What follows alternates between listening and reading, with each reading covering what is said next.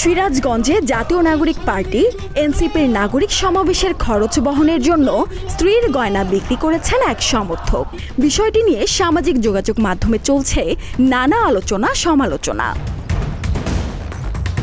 শনিবার জাতীয় নাগরিক পার্টির যুগ্ম সদস্য সচিব মোহাম্মদ মাহিন সরকার এক ফেসবুক পোস্টে বিষয়টি জানান।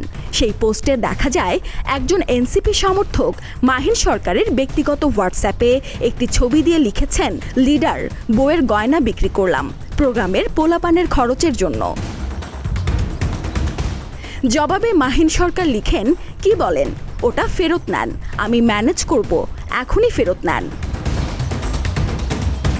মেসেজটির স্ক্রিনশট সহ পোস্টের ক্যাপশনে মাহিন সরকার লিখেন, এটা একজন এনসিপি সমর্থকের মেসেজ, দেখে যার পর নাই লজ্জিত হয়েছে। আপনারা জানেন আজ বেলকুচি উপজেলায় জাতীয় নাগরিক পার্টির প্রোগ্রাম আছে, অনেকেই আসছেন, কিন্তু আমাদের যাতায়াতের ব্যবস্থা করার সামর্থ্য নেই। তবে যেটা আছে সেটা দলের প্রতি নিখাদ ভালোবাসা, এটা আমাদের সূচনা। ইনশাল্লাহ আমরা ইতিহাস গড়ব। এনসিপির সমাবেশের জন্য স্ত্রীর গয়না বিক্রির ঘটনাকে কেউ দলের প্রতি তার ভালোবাসার প্রমাণ হিসেবে দেখছেন, কেউ করছেন সমালোচনা। সুরাইয়া শুভ্রা, প্রতিদিনের বাংলাদেশ।